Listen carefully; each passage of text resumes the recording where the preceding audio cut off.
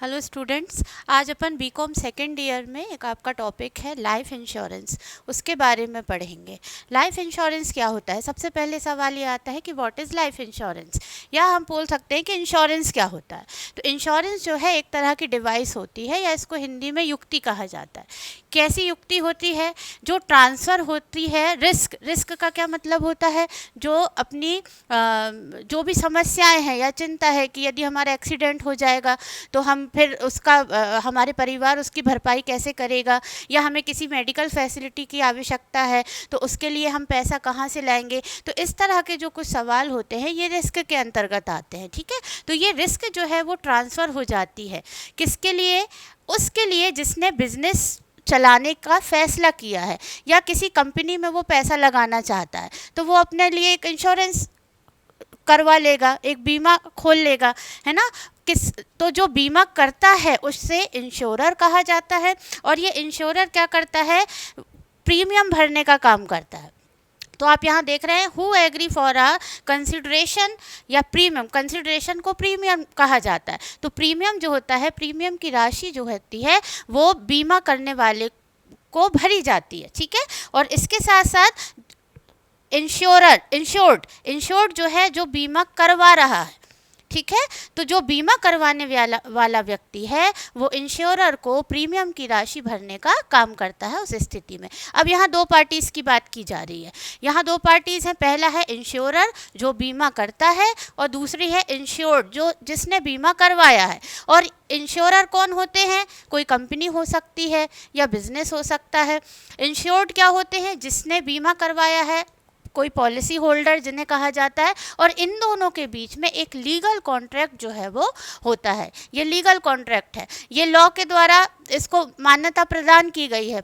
जैसे आप LIC की कोई बीमा लेते हो या आप रिलायंस का कोई बीमा ले रहे हो, तो ये सारे जो इंश्योरेंस होते हैं वो लीगल कहे जाते हैं। ठीक है, तो इन दोनों पार्टीज़ के बीच में एक लीगल कॉन्ट्रैक्ट होता है, इसे ही इंश्योरेंस कहा जाता है।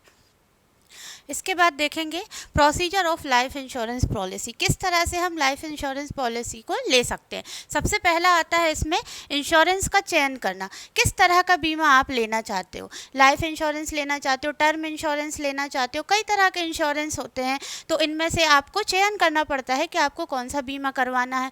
दूसरी बात होती है फिलिंग अप इंश्योरेंस फॉर्म। जब भी हम कोई बीमा लेना चाहते हैं तो उसके लिए हमें एक फॉर्म फिल करना पड़ता है, जिसमें आपका नाम, आपकी एज, टाइम ऑफ इंश्योरेंस, किस तरह का आप इंश्योरेंस लेना चाहते हो, इसके साथ साथ आपका रेसिडेंस, कहाँ आप रहते हो, नॉमिनी का नाम उसमें रहता है कि आपके बाद ये पॉलिसी किसे दी जाए, उसका पैसा किसे दिया जाए। तो ये सब जानकारियाँ जो हैं इस फॉर्म में फिल करनी पड़ती हैं आपको। तीसरी बात होती है मेडिकल एग्जामिनेशन। जिसका भी बीमा कराया जाना होता है उसका मेडिकल एग्जामिनेशन होना ज़रूरी होता है। कहाँ पर मेडिकल एग्जामिनेशन होगा? उसी हॉस्पिटल में होगा जो हॉस्पिटल इंश्योरेंस कंपनी के पार्ट होते हैं। हॉस्पिटल्स को एथोराइज्ड किया जाता है बीमा कंपनियों के माध्यम से कि वो बीमा होल्डर्स के क्या कराए? एग्जामिनेशन कराए, मेडिकल एग्जामिनेशंस कराए। और ये एग्जामिनेशंस होने के बाद यदि सब कुछ ठीक होता है तो इसकी जानकारी जो है वो बीमा करने वाले को दी जाती है। इसके बाद एजेंट्स कॉन्फिडेंशियल रिपोर्ट। जो कॉन्फिडेंशियल रिपोर्ट होती है उसमें इंश्योर्ड का इंटरेस्ट है कि नहीं, जो भी वो बीमा कराना चाह रहा है क्या वो उसमें इंटरेस्ट रख रहा है या नहीं रख रहा है। इसके साथ साथ नॉमिनी का जो है वो सहमति पत्र आवश्यक होता है कि इसमें नॉमिनी चाहे आपके माता हो या पिता हो या आपकी वाइफ हो या आपके हस्बैंड हो, कोई भी हो सकते, बच्चे भी हो सकते, परिवार का कोई सदस्य हो सकता है, आपका कोई प्रिय मित्र हो सकता है, तो उसकी सहमति आवश्यक होती है। ठीक है, तो उसकी सहमति लेना आवश्यक है। आपकी सैलरी कितनी है उस बेस पर आपको बीमा दिया जाता है, कितने का बीमा दिया जाएगा। ठीक है, और इसके साथ साथ आपका बैकग्राउंड देखा जाता है कि आप कैसे परिवार से बिलोंग करते हो, आपका स्टेटस कैसा है। इसके बाद बात आती है एक्सपेक्टेंस ऑफ प्रपोजल फॉर्म की। इस प्रपोजल फॉर्म में अब जब ये सारी जानकारी आपने भर ली है तो ये प्रपोजल फॉर्म जो होता है वो एक्सेप्ट कर लिया जाता है जब सही पाई जाती है, और इसे सही पाए जाने के लिए आपसे एक घोषणा पत्र जो है वो भरवाया जाता है। इस घोषणा पत्र में आपने देखा होगा जब आप कोई फॉर्म भरते हो तो उसमें आपका घोषणा पत्र भरवाया जाता है और उसमें कहा जाता है कि जो जानकारी आपने भरी है वो आपके नॉलेज में सही है, ठीक है। और यदि उसमें से कोई जानकारी गलत पाई जाती है तो उसके जवाबदार जो हैं वो आप स्वयं होते हो। फिर आता है प्रूफ ऑफ एज। जो भी इंश्योरेंस करवा रहा है उसकी एज कितनी है इसका प्रूफ जानने के लिए हम आधार कार्ड या पासपोर्ट या राशन कार्ड या बर्थ सर्टिफिकेट, ऐसे किसी सर्टिफिकेट से हम बर्थ की जानकारी ले सकते हैं कि उसका जन्म कब हुआ था और प्रेजेंट में उसकी एज कितनी है, ठीक है। इसके बाद आता है पेमेंट ऑफ प्रीमियम। किस तरह से आप प्रीमियम पेमेंट करोगे, भुगतान कैसे करोगे, 3 मंथ में करोगे, 6 मंथ में करोगे या 1 साल में करोगे, ये आप पर डिपेंड करता है, ठीक है। तो इस तरह की कंडीशंस आपको बताई जाती हैं। इसके बाद आता है कमिटमेंट ऑफ रिस्क। कितना पेमेंट करना है, जो भी आपने इंश्योरेंस लिया है, जितने रुपए का भी लिया है, उस पर आपको कितना पेमेंट करना है, ठीक है। और उसमें आपको कितनी रिस्क मिलेगी इसकी जानकारी भी आपको दी जाती है। और इसके साथ साथ आपको इशू हो जाती है वो पॉलिसी और इसके बाद आप उसके अंतर्गत आपको भुगतान करना पड़ता है। और जब ये पॉलिसी ख़त्म हो जाती है तो अंत में आपको प्रॉफिट के साथ उसका पैसा जो है वापस मिल जाता है। अब इसके बाद हम देखते हैं कि इसमें कुछ बेसिक फंडामेंटल्स ऑफ प्रिंसिपल्स हैं। हर एक चीज़ जो होती है वो किन्हीं ना किन्हीं सिद्धांतों पर काम करती है। तो इसके कुछ बेसिक सिद्धांत होते हैं। पहला सिद्धांत होता है इसका प्रिंसिपल ऑफ इंश्योरेबल इंटरेस्ट। जो भी इंश्योरेंस करा रहा है उसका इंटरेस्ट इस पॉलिसी में है या नहीं। तो इसके 5 पार्ट यहाँ बताए गए हैं। कितने टाइम ऑफ इंश्योरेबल इंटरेस्ट, कितने टाइम के लिए जो है वो इंश्योरेंस लिया जा रहा है, किस टाइम पीरियड के इंश्योरेंस के लिए जो है इंश्योरर तैयार है बीमा लेने के लिए, इंश्योरेंस कराने के लिए। दूसरा होता है फाइनेंशियल रिलेशनशिप।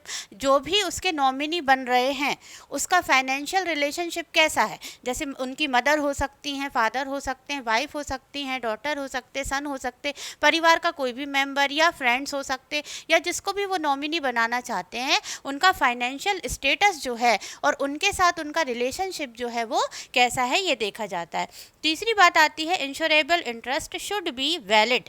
तो मंजूरी दी जाएगी। वैलिड करना मतलब मंजूरी देना इस बात को कि जब ये दोनों चीज़ें, जब ये दोनों सिद्धांत वहाँ लागू हो रहे हैं तो तीसरे सिद्धांत में यहाँ पर इंटरेस्ट लेने वाले को, बीमा लेने वाले को इंश्योरेंस लेने की मंजूरी जो है वो दे दी जाती है। इसके बाद आता है insurable interest must be defined.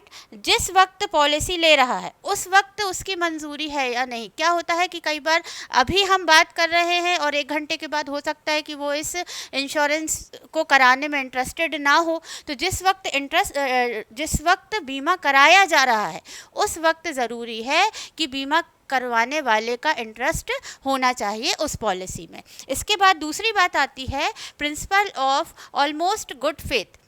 जो भी जानकारी बीमा करवाने वाले के माध्यम से भरी जा रही है वो सही है या नहीं है, इसकी जिम्मेदारी कौन लेगा। इसकी जिम्मेदारी जो होती है वो बीमा करने वाले की होती है कि जो भी जानकारी भरी हुई है वो सही भरी हुई है या नहीं इसकी जांच वो कर ले। इसके बाद आता है प्रिंसिपल ऑफ वारंटी। तो किसको वारंटी के रूप में ले रहा है ना, किसी ना किसी के साइन तो लगेंगे। तो उसके साइन के रूप में उसके फादर हो सकते हैं, जिसके भी वो साइन करवाना चाहते हैं तो वारंटी के रूप में हमको उसके साइन भी लेना पड़ते हैं, किसी दूसरे पर्सन के जो उसको पहचानता हो, उसको जानता हो।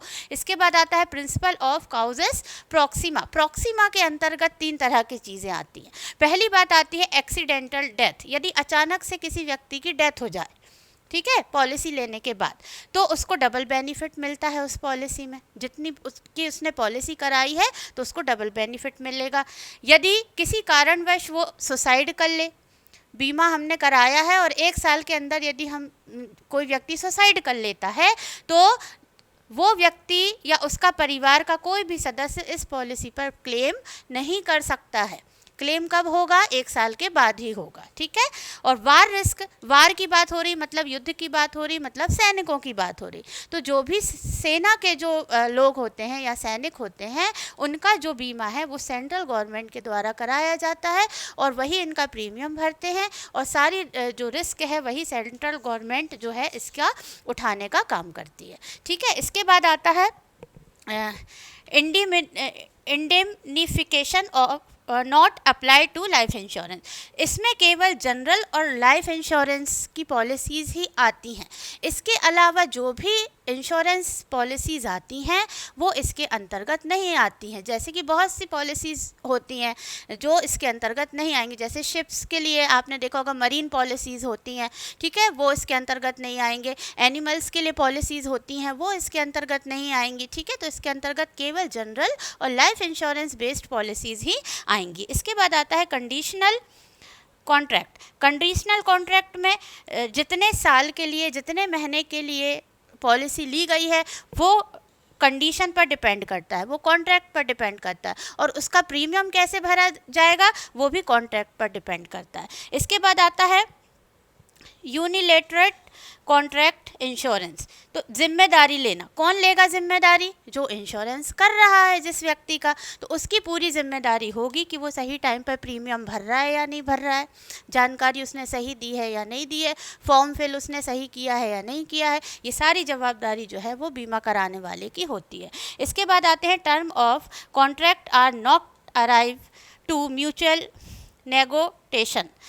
अब नेगोटेशन का मतलब होता है तर्कपूर्ण बातचीत। जब हम कोई पॉलिसी लेते हैं तो उसकी सारी हम जानकारी लेते हैं, तो आपने देखा होगा कि उनसे हम बातचीत करते हैं। यदि हम ऐसी पॉलिसी लेंगे तो हमको कितना प्रॉफिट मिलेगा, कितने इंटरेस्ट पर ये पॉलिसी दी जा रही है, कितना हमको बेनिफिट होगा, कितना वापस होगा, कितना प्रीमियम भरना पड़ेगा, इतना भरेंगे तो ऐसा क्यों, ऐसा क्यों, इस तरह की कुछ तर्कपूर्ण जो बातचीत हैं वो इसके अंतर्गत की जाती हैं। तो ये कुछ प्रिंसिपल्स हैं जो इंश्योरेंस जब कराया जाता है तो उसके बेस पर इन प्रिंसिपल के बेस पर पॉलिसीज़ को खोलने का काम किया जाता है।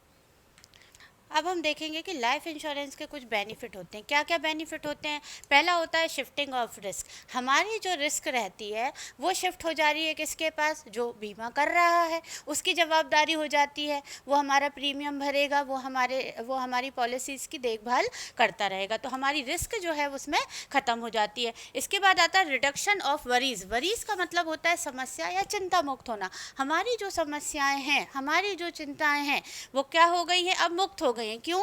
क्योंकि हमारी पॉलिसीज़ की देखभाल कौन कर रहा है? अब बीमा करने वाला कर रहा है, ठीक है। इसके बाद लॉसेस को कम करता है। लॉसेस जो होते हैं हमारे बीमा करने के द्वारा, ठीक है, तो वो कम हो जाते हैं। इसके साथ साथ अपॉर्चुनिटीज़ ऑफ इन्वेस्टमेंट। हम अपने पैसे को एक अच्छी जगह इन्वेस्टमेंट कर रहे हैं तो इसके लिए हमको बहुत सी अच्छी अपॉर्चुनिटीज़ मिल रही है, हम अपने पैसे को डबल कर रहे हैं, हम प्रॉफिट प्राप्त कर रहे हैं, ठीक है। इसके साथ साथ एम्प्लॉयमेंट भी हमें मिल रहा है।